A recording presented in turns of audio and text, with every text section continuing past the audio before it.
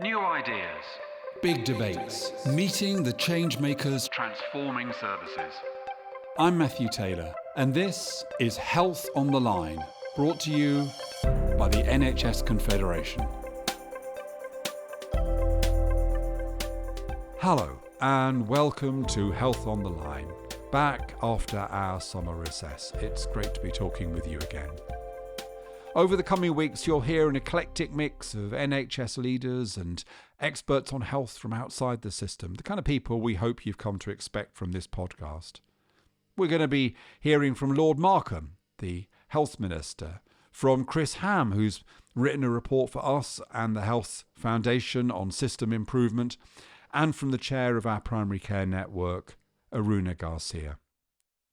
But for now, though, it's time to hand over to the Chief Executive of the Confed's Mental Health Network, Sean Duggan.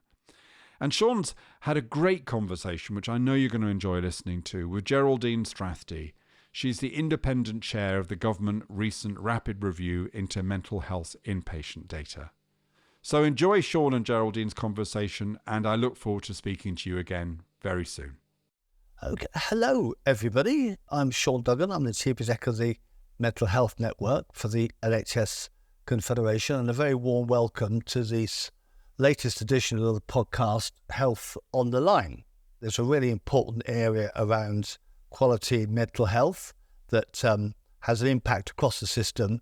This edition is about that, and I'm really delighted to welcome Dr. Geraldine Strathdee, who is a psychiatrist, and she was asked a while ago to do a rapid review into data in mental health inpatient settings, and that review has been completed.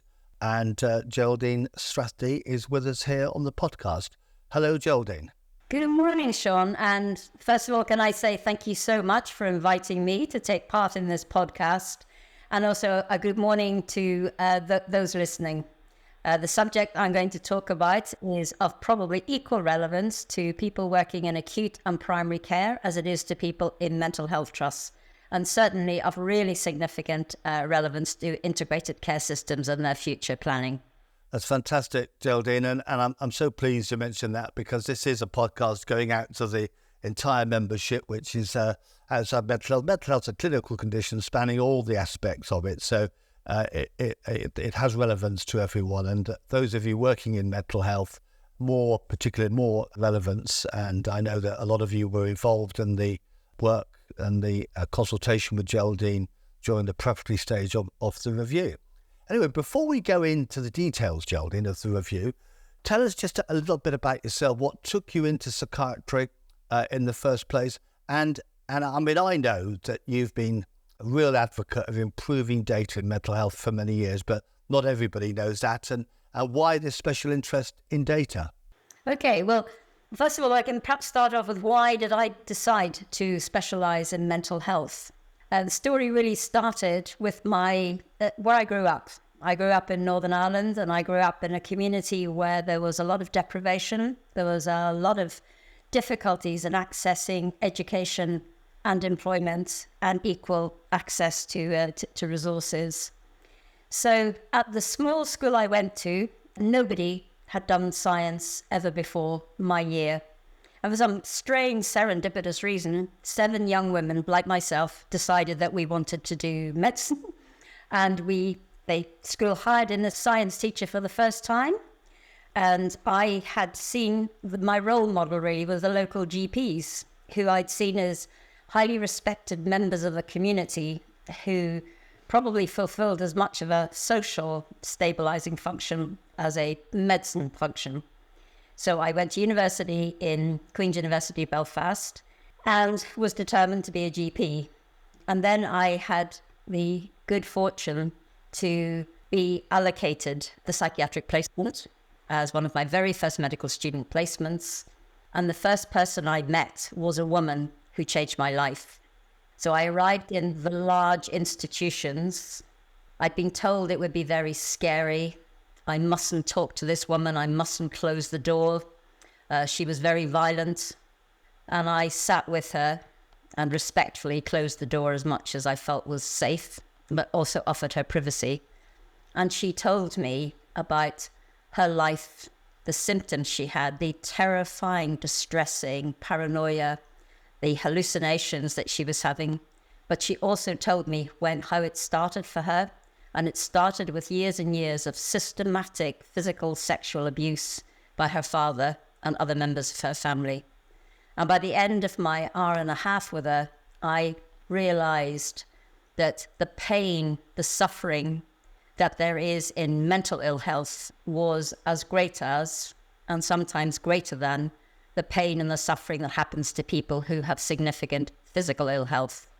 So that sent my path into believing that I was meant and wanted to become a mental health clinician.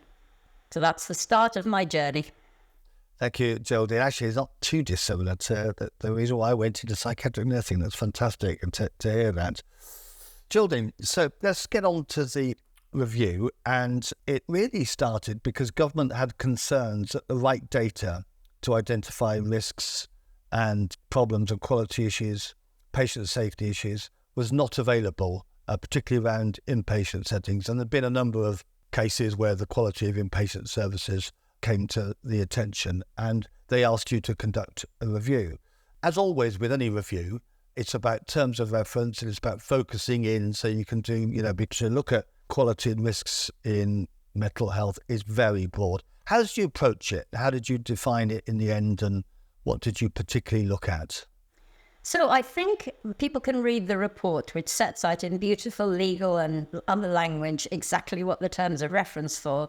But I think just to paraphrase, ministers were concerned by a growing challenge in poor care, in places where they felt care, safety of care and the effectiveness of care was being compromised. And their questions were, well, is it the problem that there's just no information, no data on mental health? Is that why we can't identify and prevent safety incidents and episodes and challenges in care happening? Or is the issue that there is data, but it's not actually measuring the focus on the person and their pathway? Is it that you've got data, but it's just not data that can be used as an early alert? Because obviously the most important thing, the most beneficial thing is to be able to identify early where safety incidents are going to occur and then step in to prevent them. The ministers were also asking whether, I suppose, a focus on thinking about prevention. Can digital, which has been helpful in other areas in healthcare, can digital be helpful in this context? Can it improve both the collection, the analysis and the use of information in order to drive safe care, quality care and patients' outcomes? And of all the data that is gathered, does any of it gather information about the experience and the outcomes of patients and the experience and the involvement of families? And how do leaders in the mental health field, what are they thinking would make a difference and be able to answer some of those questions? So those are the very, I suppose, clear things that ministers posed to us. I think it's important to say that they weren't just asking us to look at mental health NHS trust information. They asked us to review the information that was available about mental health care, particularly on the inpatient pathway, that was available in all NHS commission care, so in both the NHS provided sector and the independent sector, and a few third sector providers. They also, in full recognition and probably relevant to your audience, absolutely aware that good care in mental health inpatient services is very dependent also on what has taken the person into hospital, what has gone before, the contact the person has had with their primary care teams, with mental health services themselves, with substance misuse and addiction services, and also very clear that in order to correctly assess the numbers of deaths and the lessons that could be learned for prevention, it was very important to understand the interaction between the information held by the mental health provider and that of the local acute trust, where often in the context of a safety incident, patients are transferred. So we set out by doing, hopefully, the sensible things. We set up a set of guiding principles, which were that we would absolutely want to focus on the patient, the information that for the patients and for families. That we would do what we described as a systems data value chain methodology, by which we mean that we would take evidence from all the people who contribute to services and safety. We had 350 stakeholder groups come to us. We set up a very specific group around patients and their families and the information that they wanted and would find helpful and the extent of their involvement in safety. And that was led by Mark Winstanley in Rethink.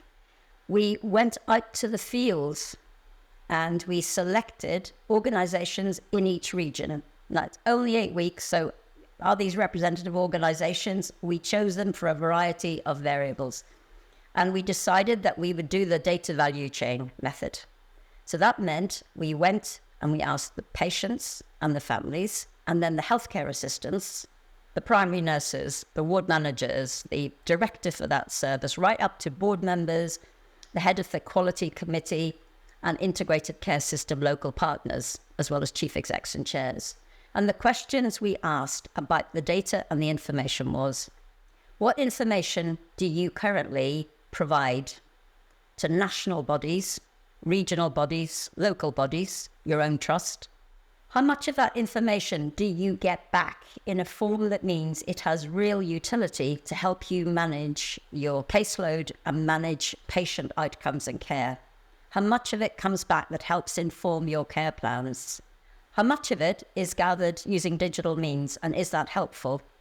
And I think, Sean, as you say, anyone who knows me knows that my entire focus is to identify challenges, but also to identify solutions or potential solutions.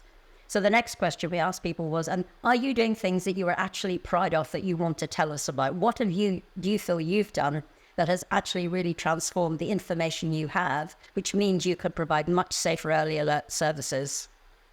We also, in the background, had an absolutely superb Department of Health dynamic team that established major stakeholder groups. We brought together academics, multi-professional experts from all parts of the sector. We brought together the policymakers who have influence on the mental health sector, including, for example, CQC, the regulator, NHS England, etc. And we commissioned a very specific informatics expert, probably in my view the best in the country, to bring together that benchmarking of all the different multiple data sources and data organizations that are gathering information from people, and to put that into one format. And we also, in terms of the methodologies we were using, were very, very mindful of some of the solutions that other sectors have had and put in place to improve safety. So, for example, the airline industry, the nuclear safety industry, where they very much take that pathway value, data value, information value, process value approach to take a kind of human factors. In other words, what are staff being asked to do, and is it feasible? And how could we change that to improve safety? Thanks to you and others, we had numerous interviews from every part of the system: mental health integrated care system leads, chairs, chief execs, non-executives, and we had amazing inputs, both qualitative and quantitative information from the charity, the third sector, patient voice organizations and family voice organizations. So in 8 weeks, I think we were probably 2 days beyond 8 weeks of the time given, we managed to kind of pull together the report, the short report that you've seen and has been published and is just now awaiting government response. That's great. Thank you very much, Geraldine, for that background. And I know, you were saying about staff, explore what staff have been asked to do. One of the things that you were very concerned about is that you saw numerous data streams that people were obliged to complete and to fill in forms or what have you. And it was really quite extraordinary. And then when you match that with what people get back out from it in the inpatient units, the staff and the managers and the carers or what have you, there was a problem there, and you wanted to address that in the review, which is one aspect. We'll come on to findings and recommendations. If you could feed that into it, do you feel that you did address that particular issue? Because it's very important for our listeners, particularly in mental health, that are struggling with all the data that they're supposed to fill in and complete. And is it really meaningful at the end? And I know that this will only be addressed with the implementations of your recommendations. But Geraldine, tell us about the findings and recommendations. Okay, well, thank you, Sean, for that entree. Really important. So if I can just quickly summarize almost keywords for each of the sectors, the main sectors that we interviewed or got evidence from, what their concerns were. So I think I would like to start, as always, with the experience and the care as perceived by patients and their families. So what patients and families said is, we don't get enough basic, accessible information. What is my challenge? How did I get to have this problem? What treatments of all type are going to be available to me? What are the likely outcomes, the best outcomes I could achieve? And how can my family and my support system be involved to help? You know, it's a modern world. It's a modern digital world. Lots of organizations make YouTube videos so that it's not so frightening when you have to do something like become an inpatient or attend a kind of a new assessment appointment. So that was one of their key things. And just to say that for every single thing that we find, we also find examples of good practice. So there are organizations that are producing live in YouTube to help reduce the fear and the concern and to make it obvious to people what's going to happen to them. You know, video saying, this is what an acute inpatient ward is like. This is an example of the therapeutic care plan timetable there. Here's your primary nurse, and you have a primary nurse saying, this is what our time together will be. A medic saying, and this is what the ward round will look like, and here are the kinds of decisions we make. And then inputs from people who've been on a ward saying, and this is what I learned about myself and how to manage my condition, and these are the outcomes I've got. So the big ask was this accessible information, much more enabled by having a digital world. Could that be on every single website and for every service that people are likely to access, and particularly for inpatient services? The second thing, the big keyword is safe care is therapeutic care. So we have a wonderful evidence base in mental health, which addresses the fact that outcomes for patients are best if they get assessed needs for their social situation, medication, if that's necessary, psychological therapy, if that's important, physical health care, really important. Therapeutic care means not just care and containment and risk management, but actually receiving the evidence-based effective treatments that truly improve outcomes. So a huge plea from family members saying, you know, my daughter was admitted and I can't see that anything is happening except that she's been contained. She seems to be getting medication, but I don't recognize her as the spirited, dynamic person that went into the service. And people wanted to have their families more involved, the families and their peer supporters. So those were kind of the really big headlines on that. And compassion and kindness as part of the culture was felt to be a major safety intervention. So that was patients and families. If I then move on to staff, I will be honest, I had expected that people would say they were having to gather a lot of data, but I think we were all absolutely stunned at the volume of the data. So people fed back from business intelligence teams and others, they're inputting data into 72 different data sets. And that number is growing. One business intelligence leader described it as the Wild West. So national bodies ask for data, regional bodies ask for data. The new and really great provider and specialist collaboratives ask for data, and now increasingly ICSs are asking for data, and social care asks for data. And what people told us, the frontline clinicians, and I think this is a really big takeaway message, is that they spend an hour doing an assessment with somebody, trying to settle the person into the ward, make them feel comfortable, make them feel safe. And then they spend anything from 1 to 2 hours entering data about that consultation. And it's unacceptable. Most workforce said, I didn't come to work to spend half of my time entering data, but that's what's happening. And what makes it worse is that we don't get it back. We don't get it back in a form that means it helps us to manage our daily work. It helps us to understand more about the patient. It gives us useful clinical information that can then be used to inform the therapies we want to be able to deliver. Board members of organizations said, paraphrase one chief exec, we know that very many organizations gather data about our organization, but we don't get almost any of it back in a timely way. Sometimes the data is 6 months to 24 months old by the time we get it back. That does not help us understand where we're at. It doesn't help us drive prevention. non-executive directors saying we get board papers that can be anything from 400 to some described 800 pages long. And what we need to have on that is a clear statement of what safety factors we should be looking at, including things like closed culture, acuity factors, and others. We get raw data presented to us sometimes, and what we want is to answer the following questions as accountable board members. For example, safety incidents. How many are we having? Do we understand the underlying causes of that? Is it workforce? Is it training? Is it closed culture? What is it? What do we need to do about it? How do we benchmark with other organizations? Because we can't get that, including for things like deaths. And what improvement methods will be the most effective? That's what we need, and we don't get that in the main, with some notable exceptions. Integrated Care System mental health leads wonderfully said, actually, we would really value if there was a bit of a rewrite about data literacy training and programs. We know that most organizations, and this was reiterated by chairs and boards, most organizations have really a lot of financial training or financial expertise to help make board level decisions and commissioning decisions.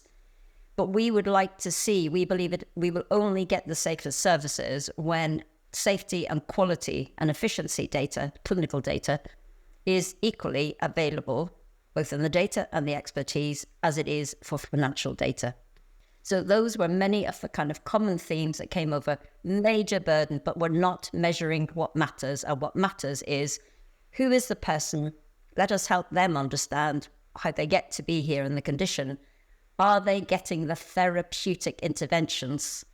And also, many people said the most important measurements are, what is the patient experience and the patient outcomes?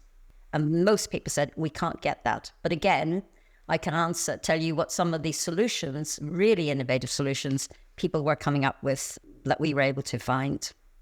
That's great. It's interesting, isn't it? It's a very complex area, this, and it's very broad.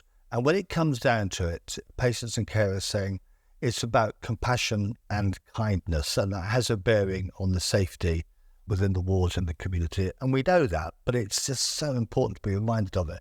And then the feedback around data literacy. What we need is training around data literacy. So quite often, with these complex, wide-ranging reviews, it does boil down to getting the basics right as well, doesn't it?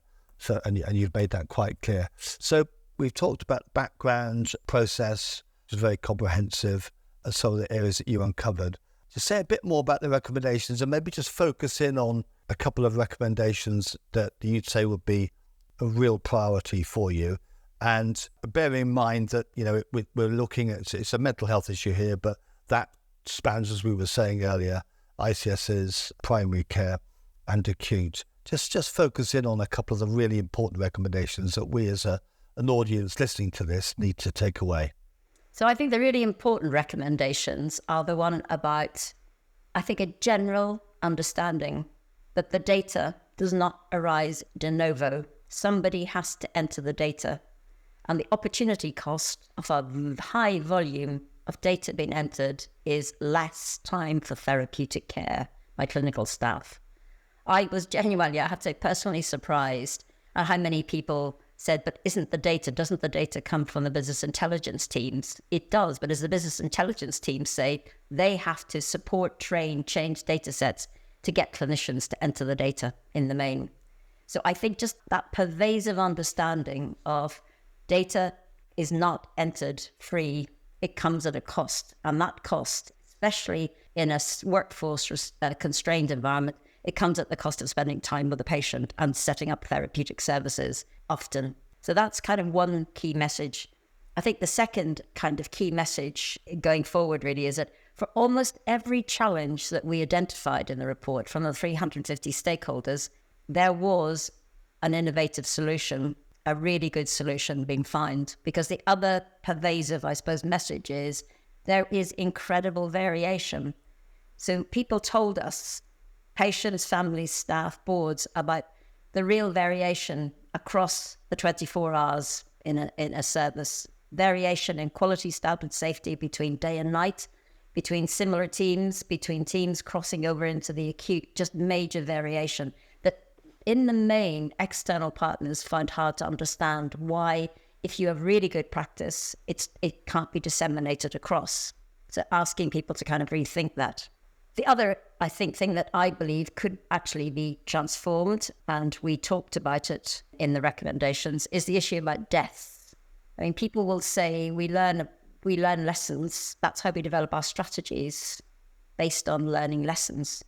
But if you don't know the number and the type and the cause of the deaths in your organization, and you don't have access to national benchmarking information, that makes it much more challenging.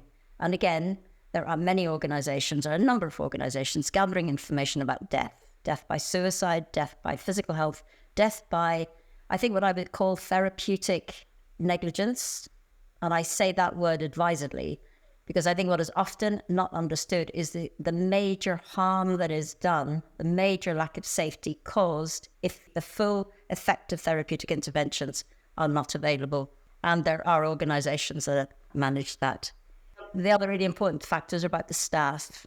We know that where staff don't feel able to speak up and have their voice heard and speak out, if the standards on a unit are not what they would want for themselves and their family, that then leads to compromised safety. And I was inspired by some of the chairs that we spoke to from your NHS Confederation networks, who told us that in their view, they wanted to walk the floor. They wanted to always make themselves available to staff who could speak up. And I think this, one of the key messages was, by the time people have to whistleblow, a very great deal of harm has already been done. And therefore, encouraging boards and leaders to think about, can we use the evidence we've got to prevent harm earlier? Great, Geraldine. Thank you so much. And the reviews that you did spans and connects with other reviews and other investigations that are going on at the moment. And it's important they're connected together, isn't it, for the ICSs that have a responsibility to ensure things get done, and also for the providers that have to take on board and implement the recommendations. We've got the Health Service Safety Investigation Branch to start their review into inpatient services, mental health inpatient services next month. So that's upon us. We've got NHS England looking at models of care, so to ensure that we improve quality going forward. And that's alongside all the stuff that we're doing about transforming mental health and making it contemporary going forward. Yeah, and I know you did connect with all this, but how did we? And are you confident that these reviews are all linked together? Because I know that will be a concern for some of our listeners.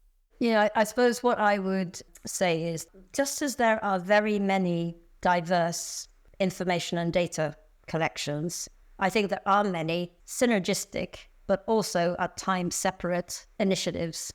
And I think it probably behoves the field to look at, are we addressing the fundamental basics of care? Is all the initiatives that are happening, are we learning from the good that is happening there at the moment, as well as the kind of more challenging? As I've said, we identified good practice or innovative practice for every area for which there was a challenge. And let me give you, I'll talk about integrated care systems. I think there have been some really inspiring work by a couple of integrated care systems with partners in looking at the data that they're collecting, in looking at what constitutes good care, co-designed with patients, and then identifying what data could be reduced. So I'm giving you one area, a London ICS, where they managed to reduce from 6,500 items of KPI a year right down to below 3,000 because of the wonderful spirit of collaboration and focus on patient experience and outcomes, and staff being freed up to do quality improvements. That's what they focused on. And so they managed to make at least a 50% reduction, very practical, very systematic, done in partnership and collaboration, 50% reduction in the volume of data being asked for. The other area is there are so many different data sets, but they're not connected. So when a board member wants to know, well, what are the causes? Why have we got this level of acuity or safety incidents on a ward?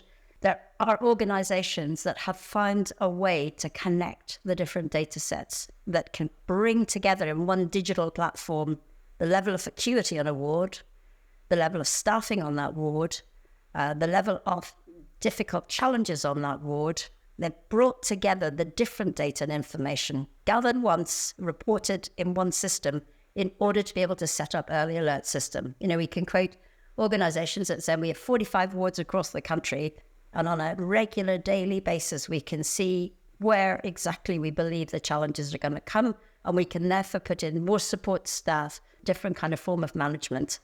I'm also struck by whether people like or don't like digital, artificial intelligence, and some of those more kind of modern aids to support good practice.